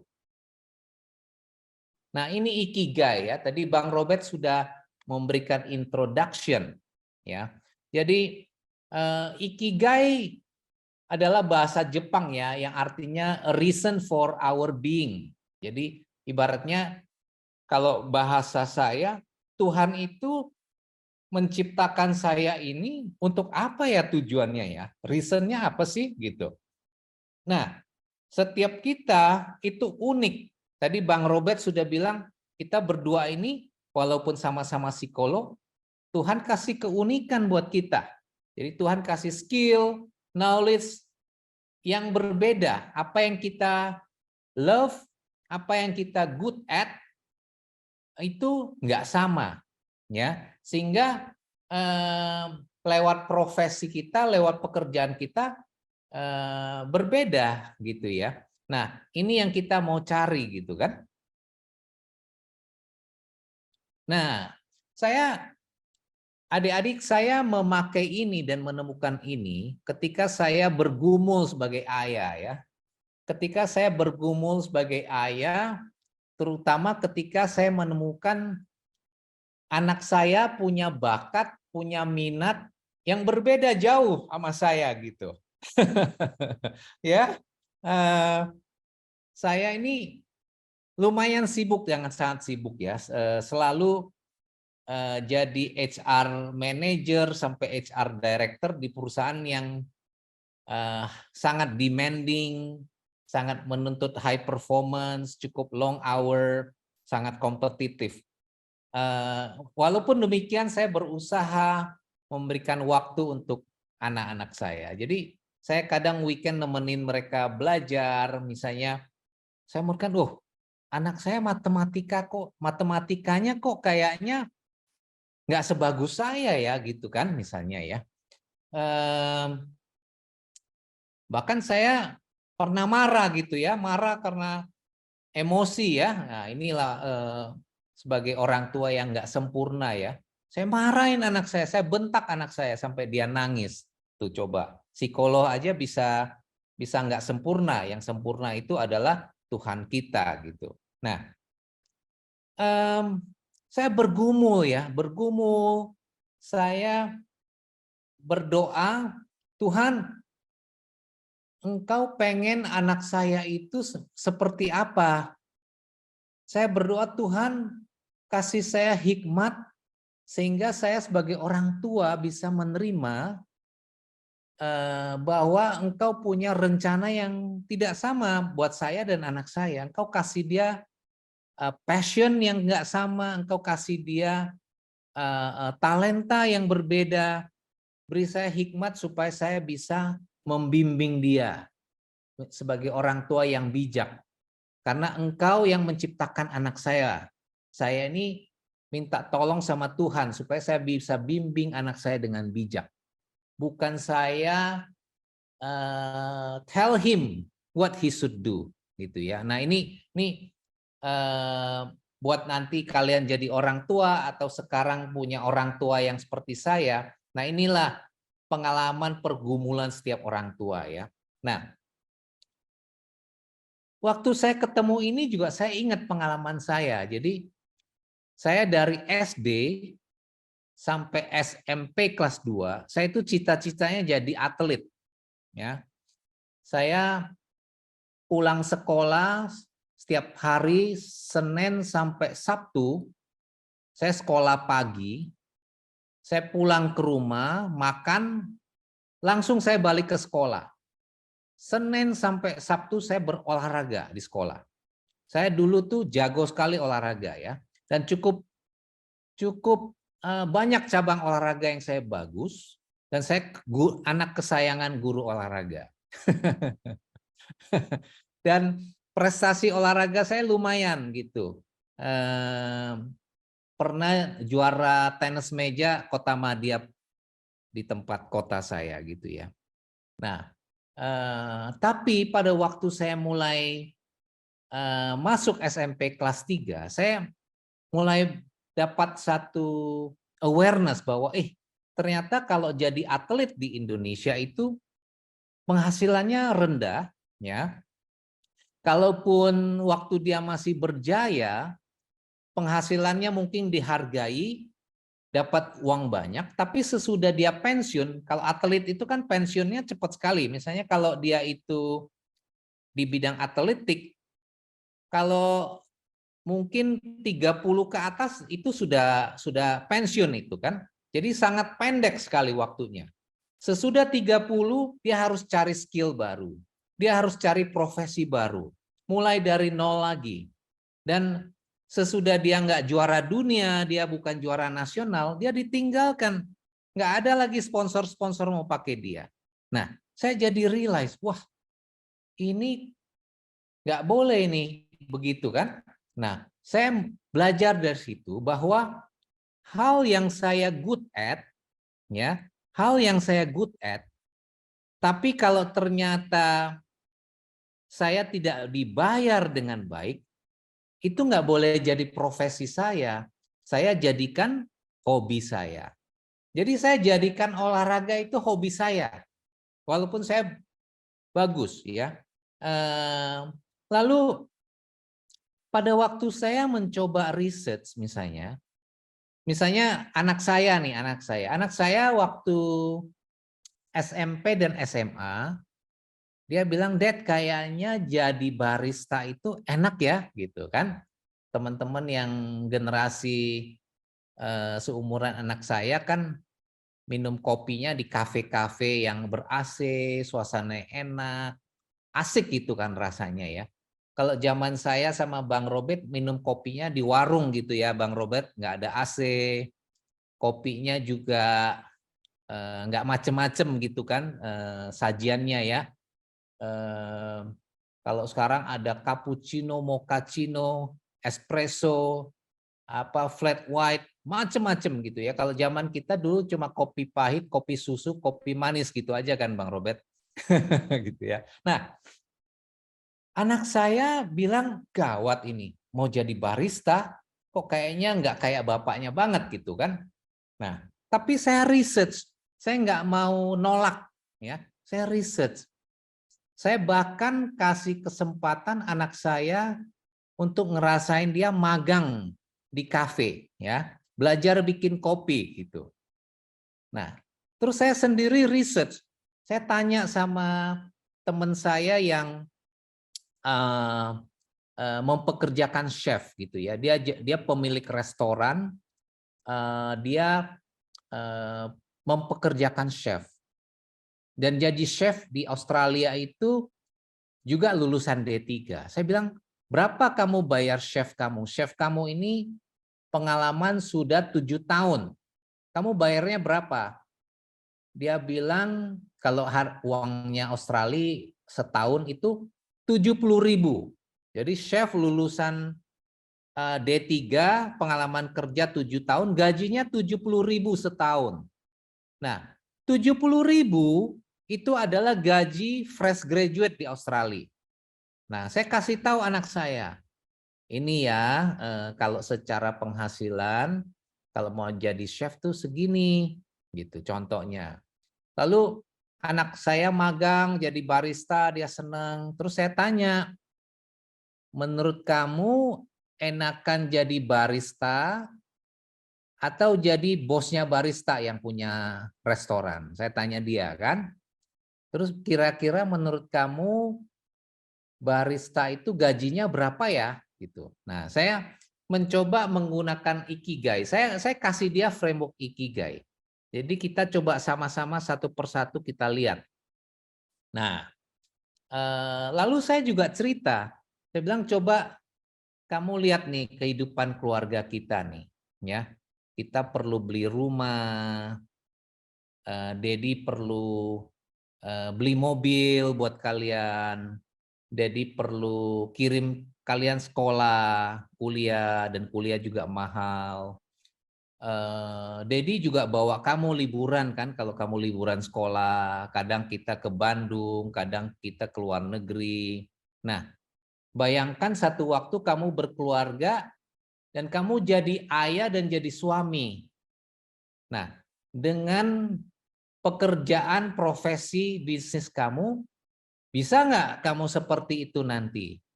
Nah, kamu pengen nggak punya keluarga kamu, anak-anak kamu itu punya hidup seperti itu? Nah, jadi saya pelan-pelan bisa tidak memaksa anak saya, tapi saya membukakan wawasan untuk anak saya, gitu ya. Saya berikan hasil survei, gitu. Saya cerita, ya. Jadi saya akhirnya bisa pelan-pelan mengubah, misalnya anak saya tadinya suka jadi barista dan chef, sehingga dia sekarang tingkat 2 ya, dia kuliah di Monash, dia ngambil HR dan marketing. Jadi saya tahu dia suka yang ada ketemu orang, ya, apakah ketemu karyawan, ketemu customer. Saya lihat anak saya ini orangnya sociable ya. Dia kalau pakai teori motivasinya David McClellan kan ada need for achievement, need for affection, need for power. Anak saya ini sukanya affection, suka berteman gitu. Jadi nomor satunya bukan achievement. Kalau saya nomor 1 achievement ya. Nah, jadi kurang lebih prosesnya seperti itu.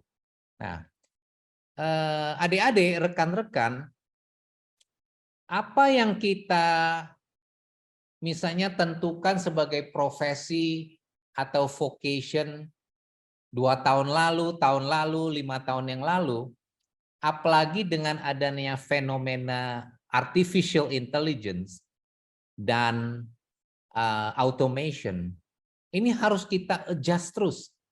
Harus kita adjust terus. Saya kasih contoh ya, saya kasih contoh. Waktu saya ke Australia, saya ada ketemu sama satu orang mahasiswa gitu ya. Terus saya tanya, "Papa kamu pekerjaannya apa?" Oh, dia bilang yang biayai saya sekolah ke Australia ini koko-koko saya, ya, dia anak bungsu. Jadi kokonya berhasil lah. Terus pekerjaan papa apa? Oh, papa saya di Medan dulu profesinya memperbaiki mesin tik. Nah, adik-adik yang masih muda tahu nggak mesin tik itu apa? Ya kan?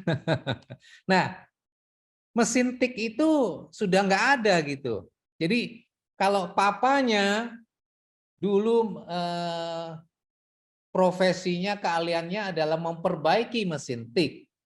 Di zaman sekarang udah nggak ada mesin tik. Jadi harus terus-menerus belajar, melakukan upskill, belajar skill yang dia tahu sesuai dengan visinya, bisa mendapatkan satu tingkatan income yang cukup buat dia dan keluarganya, ya kan? Lalu dia juga harus melihat pasar gitu loh, melihat pasar. Misalnya gara-gara sekarang pembayaran uang sudah digital dan cashless, yang namanya teller sudah nggak ada itu. Dunia udah nggak membutuhkan teller gitu kan. Pelan-pelan juga dunia nggak membutuhkan kasir. Nah, jadi kita harus selalu dinamik mengikuti pasar. Sehingga kita bisa menggunakan ikigai ini bukan hanya ketika kita mau mencari jurusan kuliah. Bukan kita pakai ikigai untuk hanya waktu lulus mau cari kerja, tapi sepanjang perjalanan karir kita atau sepanjang bisnisnya kita harus terus menggunakan ikigai ini untuk melihat apa yang misalnya kita sukses di dunia IT misalnya. Saya juga banyak menemukan bahwa karena cepat sekali perkembangan IT, dan kebetulan saya ini kan headhunter ya, saya bergerak di bidang executive search. Jadi klien saya itu kadang-kadang minta saya cari skill untuk kandidat. Misalnya zaman kita dulu yang namanya seorang marketing manager itu skillnya adalah dia tahu bagaimana memasang iklan di TV, memasang iklan di koran dan di majalah. Tapi marketing manager zaman sekarang tidak cukup. Sekarang malah penekanannya dia harus punya skill digital marketing. Bagaimana dia memasang iklan di sosial media. Bagaimana dia, jadi nggak perlu pasang di koran, itu skill yang kurang penting sekarang. Nah ini contohnya, adik-adik rekan-rekan, bahwa ikigai ini harus kita pakai terus untuk melakukan validasi, melakukan perencanaan karir dan bisnis, dan apa yang kita harus upskill. Dan hal-hal yang kita suka, tapi tidak dibutuhkan dunia, kita bisa jadikan hobi. Ya, hal-hal yang misalnya contoh nih, saya dan Bang Robert ini karena kami juga tahu bahwa Tuhan itu punya beberapa perintah ya, seperti disampaikan di Alkitab bahwa sebagai manusia ini kita harus mengasihi orang lain. Sebagai manusia kita harus melayani orang lain. Misalnya hari ini Bang Robert undang saya walaupun saya tidak dibayar, saya anggap hari ini saya melayani adik-adik. Saya berbagi pengalaman saya, ya, karena saya punya passion. Saya senang kalau adik-adik ini satu hari berhasil. Saya merasa walaupun kalian udah lupa saya, itulah kontribusi saya untuk komunitas, untuk humanity gitu ya. Nah, jadi what I love, what I'm good at saat ini kan, what I love is I like to share. Dari saya lulus, saya suka tuh mementor adik-adik ya. Karena saya merasa waktu saya SMA, waktu saya kuliah, saya juga punya mentor. Saya dapat banyak manfaat dari mentoring. Sehingga dari saya kerja sampai sekarang, saya tuh suka mentoring student, mentoring orang-orang ya. Jadi what I love to do, what I'm good at, which is my passion, dan karena saya punya misi ya kan, bahwa saya juga harus mengembangkan orang-orang muda sehingga mereka menjadi leader-leader yang mengasihi sesama dan juga takut Tuhan. Nah, itu misi saya gitu ya. Nah, walaupun tidak dibayar. Jadi saya harus bisa bedakan mana yang saya sebagai profesional dalam bisnis, saya dapat income, mana yang saya lakukan sebagai pelayanan untuk komunitas, pelayanan untuk orang-orang yang membutuhkan. Nah, begitu caranya kita membagi dan menggunakan ikigai. Saya lanjutkan. Nah, tadi Bang Robert sudah bilang teman-teman nanti sesudah ini bisa lakukan ikigai test ya. Nanti silakan coba di rumah karena waktunya pasti nggak cukup kalau dilakukan sekarang ya. Nanti akan dapat hasilnya kurang lebih seperti ini gitu ya. Nah, contoh misalnya. Kalau hasil tesnya bilang kalian ini orang yang empati, suka menolong orang, dan kalau kalian misalnya pilih jurusannya nursing gitu ya, nursing ya, itu cocok banget tuh di Australia. Kenapa? Di Australia itu saat ini lebih banyak orang tua daripada orang muda. Sistem kesehatan di Australia itu memberikan jaminan yang sangat bagus untuk orang-orang lewat healthcare-nya, ya. Sehingga dan Australia juga kekurangan tenaga healthcare, termasuk nurse. Nah, kalau kalian pilih profesi itu akan jadi profesi yang masa tuanya panjang tuh. Masa tuanya panjang gitu ya. Dan tenaga medis, tenaga healthcare itu sangat dibutuhkan, disupport oleh sistem kesehatan nasionalnya sana dan bayarannya bagus. Nah, itu artinya kita tadi barusan ini menggunakan ikigai ya. What I'm good at, what I love to. Lalu karakter saya ini karakter yang misalnya suka menolong orang, ya, empati, suka berkomunikasi, suka melayani. Terus kebetulan market membutuhkan tenaga healthcare, tenaga nursing misalnya. Nah, inilah contoh menerapkan ikigai gitu ya. Oke, saya lanjut. Saya lanjutkan. Jadi tadi Bang Robert juga sudah katakan bahwa mendapatkan IPK yang tinggi ya itu bukan jaminan berhasil di dunia bisnis dan tempat kerja gitu ya. Apalagi kita tahu bahwa dunia pendidikan tuh mahal sekali. Jadi kita tidak mau salah pilih ya, kita nggak mau buang waktu. Saya ada di WA group alumni, di mana ada dosen-dosen saya juga.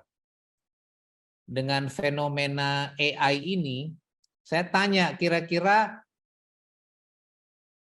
AI ini yang sedang saat ini mendisrupsi, membuat banyak pekerjaan hilang, itu akan masuk kurikulum di fakultas berapa lama sih dari sekarang? Pasti ada gap waktu. Kenapa? Karena dosen-dosen kita itu mayoritas bukan praktisi. Ya, saya waktu lulus tahun 94 di usia 24 tahun, saya sudah kasih feedback ke Fakultas Psikologi tempat saya belajar. Saya bilang, "Pak, saya menemukan bahwa bahasa Inggris itu sangat penting kalau kita mau berhasil bekerja di perusahaan multinasional. Lulusan psikologi Unpad itu harus punya kemampuan bahasa Inggris, melakukan wawancara dalam bahasa Inggris. Saya sampaikan tuh, ya kebetulan saya suka belajar sendiri bahasa Inggris. Sehingga saya bisa diterima di perusahaan, boleh dibilang idaman lah orang-orang pada zaman itu. Dan sebagai manajemen trainee. Bukan hanya karena IPK saya, bukan hanya karena kemampuan bahasa Inggris saya, tapi juga potensi leadership. Nah, jadi saya feedbackkan ke fakultas. Nah, seberapa cepat fakultas itu memasukkan itu ke dalam kurikulum? Kalau nggak dimasukin kurikulum, kita belajar sendiri. Kita cepat-cepat belajar sendiri. Ya. Dan ketika kita memilih karir, tadi Bang Robert kan sudah kasih contoh adalah alat ukur namanya Hollands. Ya kan? Itu analoginya adalah buat anak-anak kita. Kalau Tuhan kasih ke anak kita atau ke kalian kemampuan matematika yang tinggi, ya kita capitalize on your strength, capitalize on your interest, your talent and passion. Nah, kita ini kalau dikasih Tuhan kemampuan linguistik yang sangat bagus, ya kita nggak perlu lari-lari ke matematika. Ya, jadi lebih bagus kita memperkuat talenta kita yang Tuhan kasih. Strength-nya apa, interest-nya apa, talent-nya apa, gitu loh. Kita akan jauh lebih berhasil ketika kita mengcapitalize apa yang menjadi strength-nya kita, minatnya kita, talent dan passion kita, gitu loh. Hasilnya akan jauh lebih besar seperti itu. Nah, jadi apa namanya, Ikigai ini juga ketika kita terapkan, kita harus merujuk ke future of work, ya, future of skill itu seperti apa. Jadi kita jangan hanya terpaku sekarang, kita harus lihat bidang yang saya masukin ini, skill ini, 5 tahun ke depan masih seperti apa. Misalnya contoh waktu saya mengambil psikologi ya, Bang Robert waktu saya diterima di Fakultas Psikologi angkatan 88 gitu ya. Saya sekarang sudah 54 walaupun kelihatan 44 katanya kan. Orang tua saya itu nggak ngerti ini psikologi ini nanti kerjanya apa nak gitu. Jadi orang tua saya tanya saya, ya ini orang tua saya ini di Pontianak ya, bukan kota besar ya, bukan Jakarta ya. Orang tua bilang nih, nanti kerjanya apa, nyari duitnya apa gitu kan. Nah, tapi waktu itu saya sudah punya visi karena saya suka baca bahwa di luar negeri ini udah ada profesi ini. Kedepannya perusahaan-perusahaan besar akan mempekerjakan psikolog di dunia bisnis, dunia industri. Dan karena sekarang masih di awal, artinya saya bisa capitalize itu panjang nih periodenya, karena baru mulai. Tapi kalau waktu yang saya pilih ini, yang punya skill udah banyak, yang kompetisinya berarti lebih ketat kan gitu ya. Kompetitornya udah banyak yang udah tahu. Jadi selalu ada namanya hukum supply and demand. Kalau skill kamu banyak yang menguasai dan mudah dipelajari, pasti itu supply demand-nya berlaku tuh. Tapi kalau skill kamu langka, tidak mudah dipelajari, lalu dampaknya buat bisnis itu bagus, pasti dibayar mahal. Nah, jadi harus memperhatikan itu juga. Jadi supply and demand itu bicarakan akan kita dibayarnya berapa gitu kan. Dan skill yang kita bangun ini berapa nih periodenya gitu bisa kita pakai untuk mencari uang gitu, seperti itu. Nah, jadi sukses di sekolah itu bukan the best predictor in success in real life. Jadi IQ-nya kita itu sudah Tuhan kasih unik, ya. Ada yang punya IQ-nya sangat menonjol di matematika, linguistik, musik, ya, dalam hal people skill, ya, spasial dan juga kinestetik, ya. Tapi di luar itu ada yang namanya emotional quotient, ya. Emotional quotient ini sangat penting. Banyak orang-orang yang IQ-nya tinggi tapi EQ-nya rendah, dia tidak bisa menjadi pemimpin yang berhasil. Mungkin dia bisa untuk diri sendiri saja. Banyak orang-orang di dunia bisnis itu mungkin IPK-nya di bawah 3, tapi dia jago membangun connection. Dia jago menyenangkan customer. Dia bisa dipercaya karena dia orangnya ternyata integritinya bagus, ya, karakternya bagus. Jadi, dan dia tidak mudah menyerah karena dia punya grit, ya. Ini yang hal-hal yang juga harus dibangun oleh adik-adik di dunia kerja dan bisnis, ya. Saya banyak bekerja sama konglomerat-konglomerat, ya. Kita diterima mungkin karena dilihat IQ kita bagus. Tapi waktu kita dipromot, makin dipercaya, itu bukan karena IQ, tapi karena integritas kita.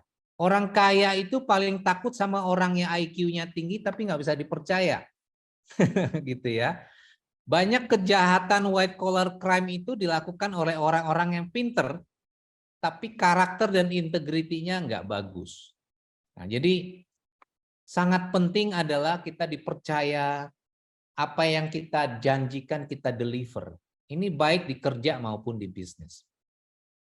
Nah, nanti kalau tadi Bang Robert sudah kasih contohnya teori Hollands, nanti kalian baca, ya. Ada juga teori namanya multiple intelligence. Jadi setiap kita ini dikasih Tuhan bermacam-macam tipe kecerdasan, ya. Jadi nanti bisa juga ambil tes ini untuk menemukan kuatnya di mana gitu, ya.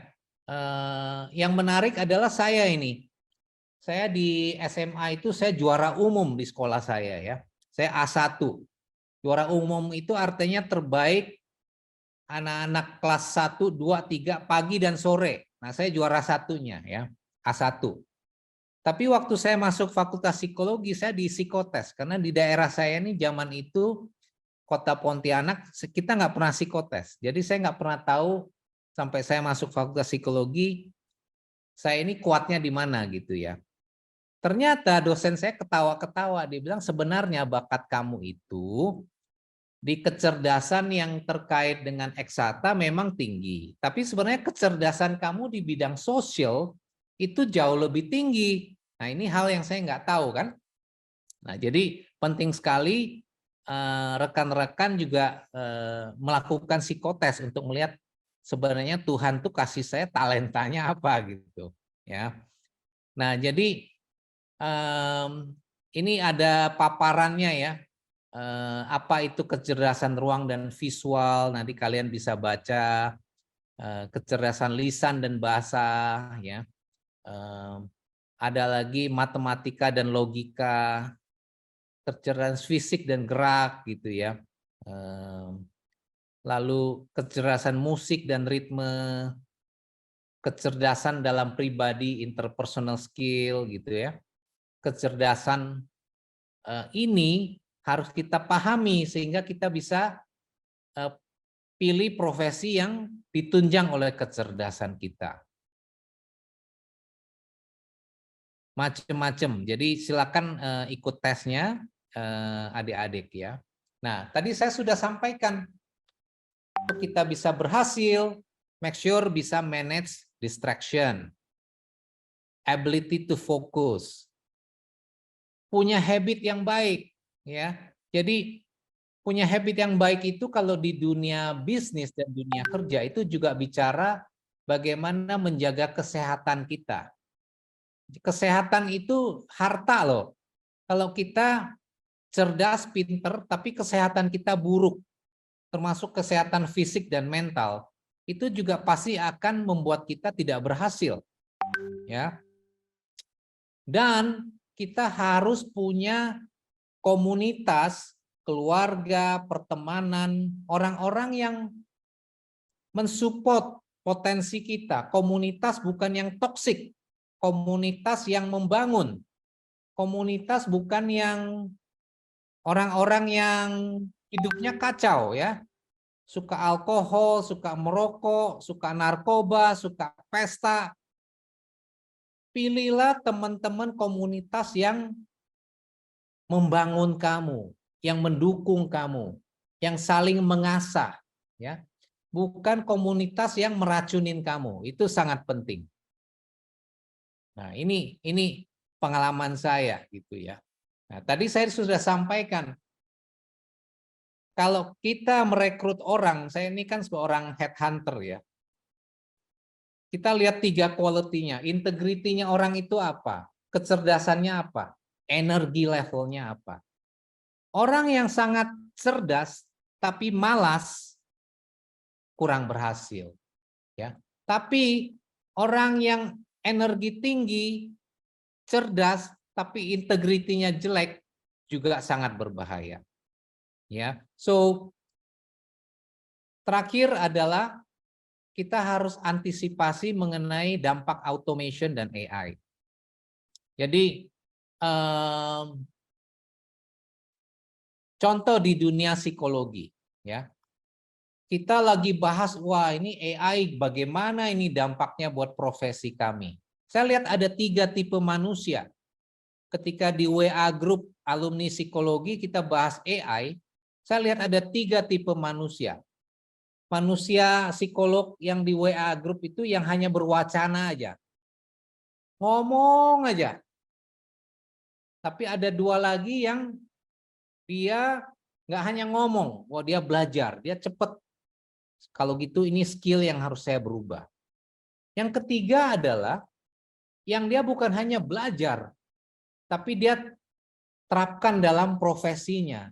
Bagaimana saya menjadikan AI ini bukan mengancam profesi saya, tapi saya mencoba meng-create produk dan layanan dengan menggunakan AI. Jadi ada 3 tipe manusia. Nah, apapun profesinya, apapun bisnis kalian, jangan jadi orang yang omdo gitu ya. Saya paling nggak suka sama orang yang ngomong doang gitu ya. Tapi bagaimana melihat kesempatan, bagaimana action ya, dan diterapkan. Jadi jauh sebelum hari ini, slide ini di tahun 2018-2019 sudah saya baca bukunya. Bahwa 15 tahun ke depan, 40% dari semua pekerjaan itu akan terdampak oleh AI. Baik itu white collar maupun blue collar. Ya. Nah, apa sih yang bisa membuat manusia lebih unggul dari AI dan automation? Tuhan itu menciptakan keunikan yang tidak mungkin AI bisa kalahkan, yaitu manusia itu punya kemampuan berpikir strategik. AI itu cuma nggak ada abu-abu ya, dia itu selalu putih apa hitam gitu. Jadi hal-hal yang sifatnya gray area di mana manusia itu punya judgment, punya empati, punya compassion and love, kreatif, punya imajinasi. Nah, pilihlah profesi-profesi di mana kelebihan manusia itu bisa bertahan dari disruption oleh AI. Nah, jadi waktu membuat ikigai, coba bayangkan, apakah yang saya pilih ini menggunakan kreativitas, inovasi, imajinasi, empati, compassion yang AI nggak punya. Nah, itu juga salah satu pertimbangan. Sebagai headhunter misalnya, ada beberapa profesi yang saya tahu lagi naik daun. Misalnya data scientist, data analytics. Kalau di negara-negara yang banyak orang tua itu nursing, ya, aged care, healthcare, digital marketing. Baru-baru ini kalian dengarkan ada bank yang kebobolan, ya, IT security ini sangat penting, ya. Banyak orang akan depresi dan kesepian, masalah mental health. Nah, ini psikolog juga akan penting, ya. Tapi beberapa profesi yang terkena automation, teller, telesales, phone banking, secretary, retail, ya. Di Australia ini supermarketnya itu lebih banyak yang self service, nggak ada kasir, ya. Hanya orang-orang tua yang dikasih kasir untuk melayani. Orang-orang muda disuruh self service, ya. Reception, driver, nah harus pertimbangkan itu. Terakhir slide saya dikatakan oleh Alvin Toffler, saya sudah baca buku Alvin Toffler ini waktu saya kuliah tahun 89 tahun 90. Alvin Toffler bilang orang-orang yang buta huruf di abad 21 itu bukan orang yang nggak bisa baca dan nggak bisa nulis, tapi orang yang nggak tahu cara belajar dan unlearn. Unlearn itu adalah apa yang dia percaya yang sudah nggak relevan, dia nggak bisa buang. Dan orang-orang yang cepat belajar, orang-orang yang bisa belajar lagi dengan cepat. Kurang lebih begitu yang bisa saya share. Terima kasih. Kalau ada pertanyaan silakan. Terima kasih untuk pemaparannya Pak David, sangat luar biasa, sangat enlightening gitu ya pemaparannya. Boleh barangkali dari Bapak Ibu Saudara sekalian ada yang mau bertanya. Untuk sesi pertanyaan sudah dibuka, boleh raise hand aja atau langsung open mic supaya bisa langsung berkomunikasi langsung dengan para pembicara kita. Sesi pertanyaannya boleh dibuka baik untuk Pak Robert ataupun Pak David ya.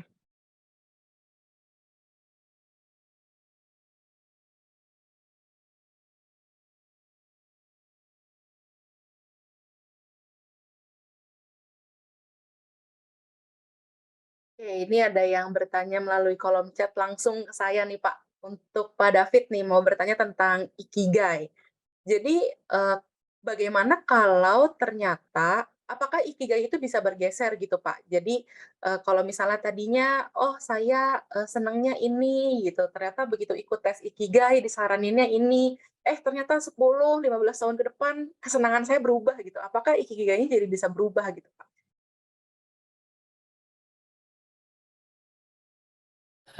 Saya, Hilda, menemukan anak-anak saya itu kurang suka IT. Nah, kurang suka IT loh kedua anak saya. Ya, tadi misalnya contoh saya pribadi ya. Saya kalau ngerjain matematika, fisika, kimia itu saya bagus, nilainya bagus, A. Tapi deep inside saya nggak enjoy. Tapi kalau ngerjain yang social science itu saya enjoy dan belajar cepat gitu. Nah, dua hal yang berbeda kan. Nah, tapi saya bisa bedakan mana yang walaupun nggak suka, tapi harus saya pelajari untuk survival.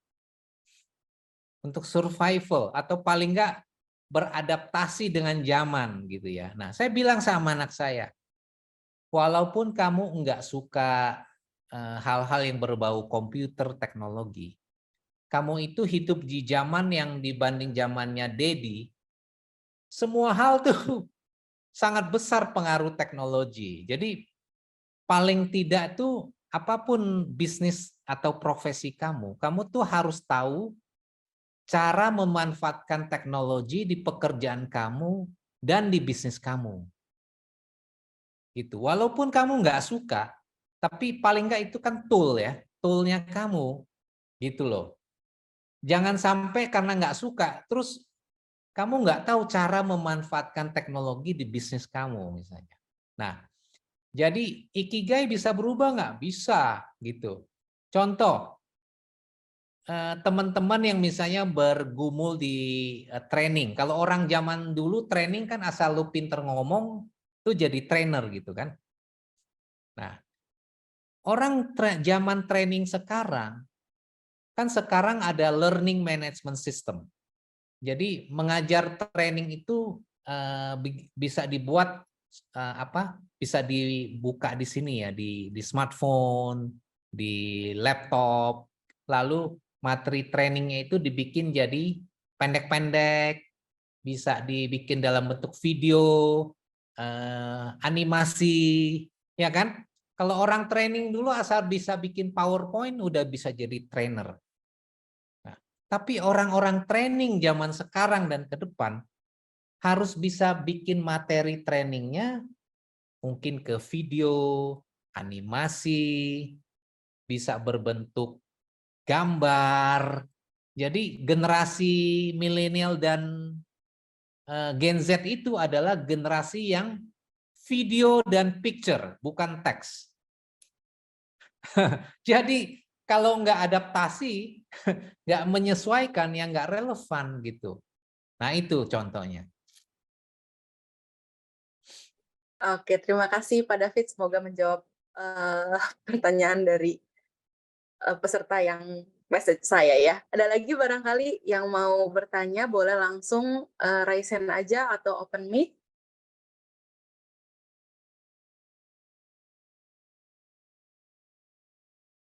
Iya, silakan Bapak Ibu. Sebelum webinarnya ditutup.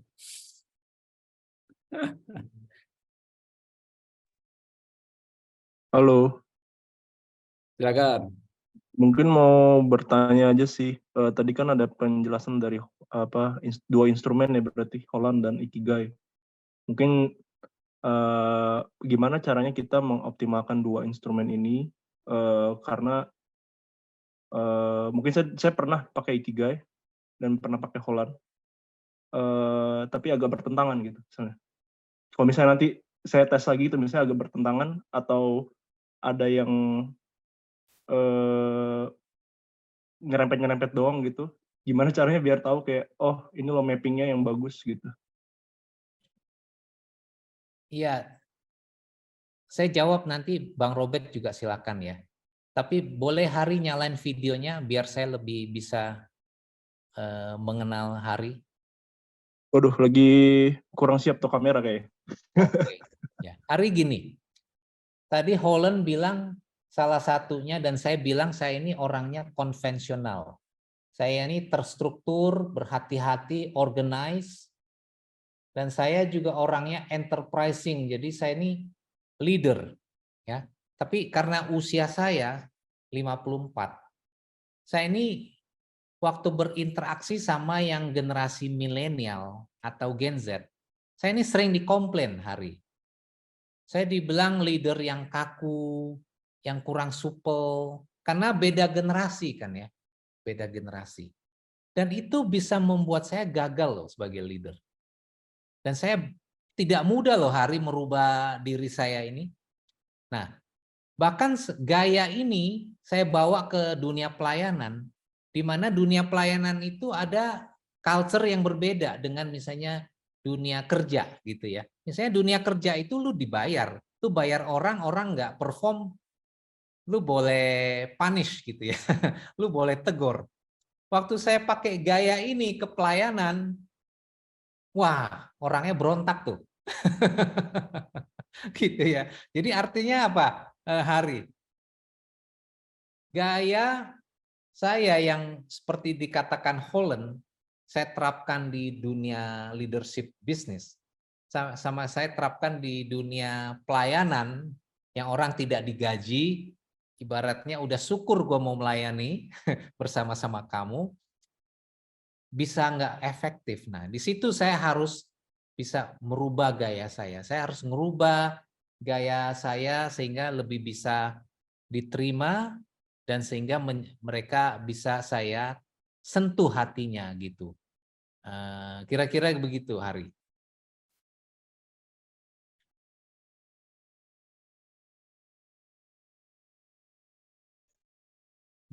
Cukup kira-kira atau perlu ada penjelasan tambahan?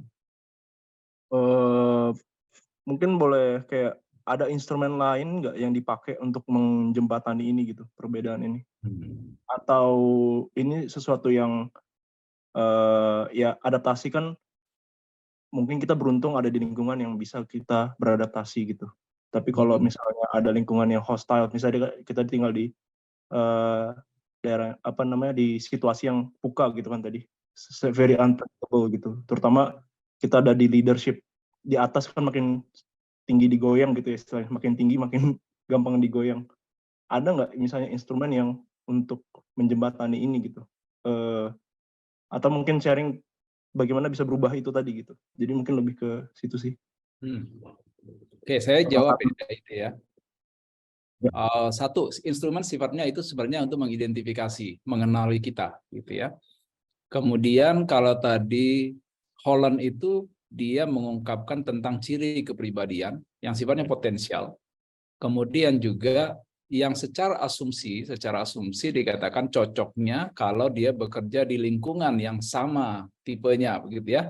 Jadi misalnya orang yang punya profil kepribadian artistik atau kombinasi dengan yang lain, maka dia akan lebih menikmati, lebih berhasil, lebih cocok dengan lingkungan yang sama dengan profilnya. Nah, dalam kenyataannya memang tidak selalu kita menemukan kecocokan antara profil kepribadian dengan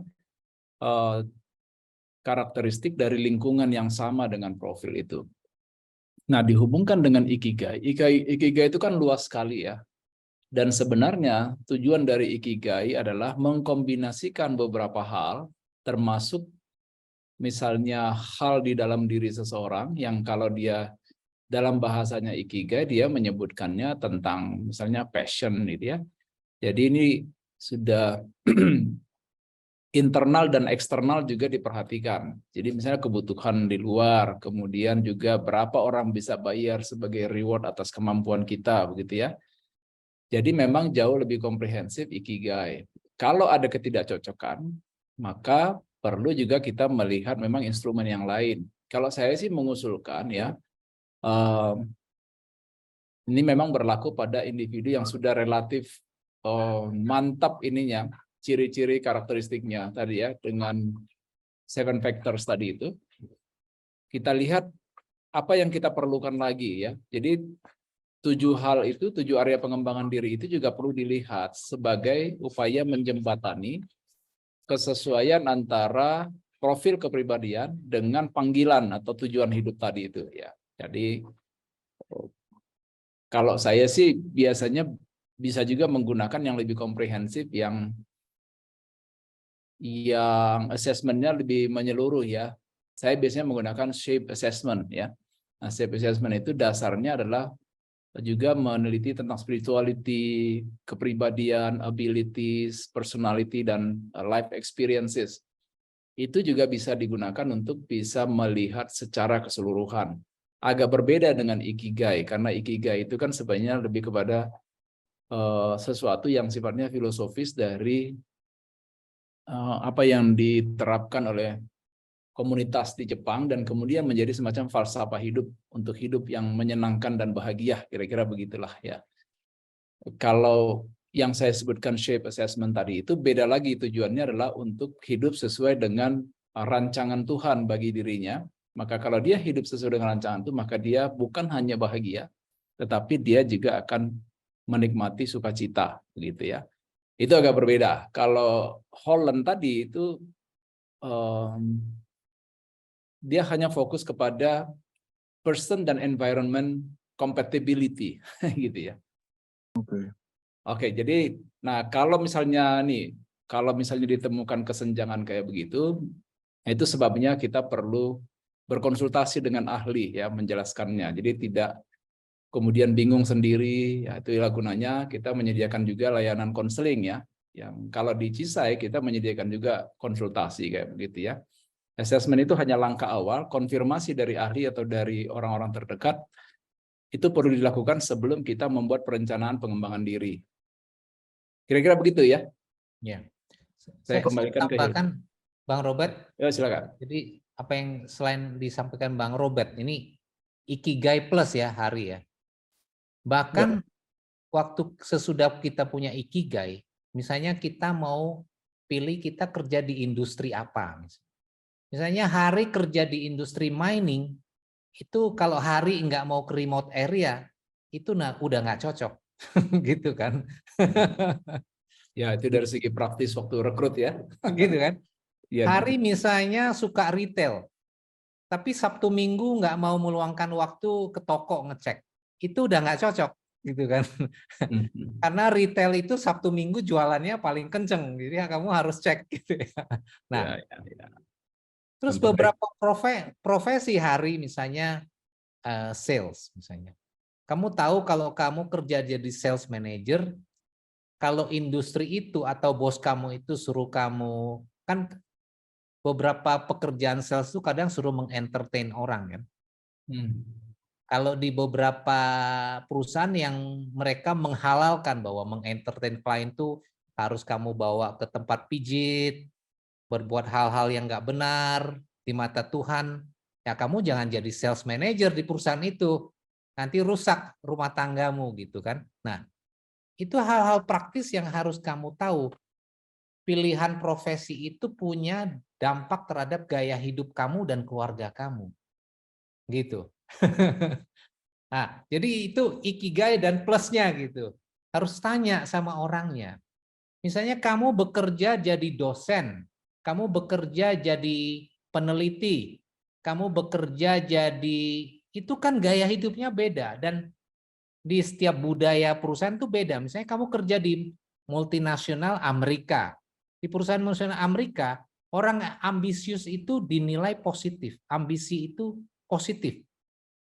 Di beberapa perusahaan lain, mereka melihat orang ambisius itu negatif. Jadi makanya budaya perusahaan itu unik. Saya ketika merekrut leader, dia mungkin berhasil di perusahaan Amerika. Saya taruh di BUMN, mungkin dia banyak konflik sama orang.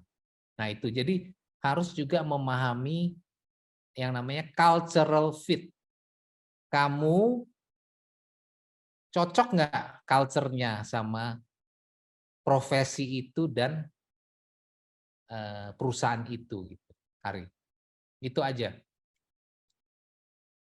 Terima kasih. Terima kasih untuk Pak Robert dan Pak David untuk jawabannya. Semoga terjawab untuk Bang Hari ya. Sebelum kita menutup acaranya, izinkan saya memberikan kesimpulan dari hasil pembicaraan kita hari ini. Bagaimana sih caranya kita bisa membuka potensi diri kita? Kita harus menemukan, kita mengenali dan memiliki kompetensi tersebut. Bagaimana caranya? Bisa juga dengan tes bakat minat yang tadi sudah dipaparkan oleh Pak Robert dari Holland, yaitu ada RIASEC, dan juga mengembangkan area-area kemampuan seperti mengembangkan kompetensi, managing emosi, moving through anatomy towards independence, kemampuan menjalin hubungan antar pribadi, membuat jati diri, mengembangkan tujuan arah hidup dan integritas. Serta juga tidak melupakan bahwa ada aspek penting yang perlu kita pikirkan dan kita kenali serta gali, yaitu ikigai. Bagaimana caranya kita bisa menggunakan ikigai untuk menggali potensi kita, hal-hal yang mempengaruhi antara lain ada soft skill, building connection, ada pola asuh dari orang tua, karakter, mental, atau grit yang kita punya, kemampuan untuk fokus, kemampuan untuk belajar lebih cepat, belajar yang efektif, manajemen waktu, serta ikigai. Ikigai itu apa sih? Ikigai adalah a reason for being. Jadi ikigai ini bisa dipakai untuk memvalidasi dan mengembangkan potensi yang kita punya. Hal-hal yang disukai tapi dunia nggak butuhkan bisa menjadi hobi, sehingga kita bisa lebih mengembangkan hal-hal yang kita suka dan hal-hal yang dibutuhkan oleh dunia. Sekian kesimpulan untuk materi yang dibawakan hari ini. Sebentar nanti host akan memberikan link-link yang bisa Bapak Ibu isi, yaitu link alat tes. Nanti setelah Bapak dan Ibu isi, Bapak Ibu bisa konsultasi nih dengan tim yang Cisai punya. Dengan biaya konsultasi ini harga miring banget, 250.000 dengan maksimal 2 kali pertemuan. Jadi bisa langsung nanti di situ juga ada link untuk bikin appointment. Jadi bisa langsung linknya diklik aja setelah isi alat tes, isi juga link appointment kalau Bapak Ibu merasa perlu. Kalau menurut saya sih cukup perlu ya untuk bisa lebih ngobrol lebih jauh untuk bagaimana pengembangan diri dan lain sebagainya. Kalau misalnya mau tanya-tanya dulu juga ada kontak person yang bisa dihubungi, boleh langsung dihubungi, sudah ada, sudah dibagikan oleh host-nya. Sekian untuk webinar hari ini. Terima kasih untuk Pak Robert dan Pak David untuk pemaparan materinya, sangat-sangat bermanfaat buat kita semua. Sebelum kita menutup acara ini, jangan lupa Bapak Ibu juga mengisi form evaluasi yang sudah dibagikan sama host. Sebelum kita menutup acaranya, boleh kita berfoto terlebih dahulu. Silahkan dibuka kameranya.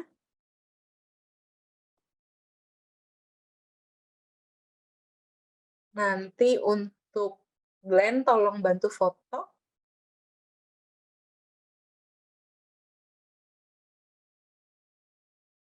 Boleh dibuka dulu kameranya, Bapak Ibu semua. Masih ditunggu.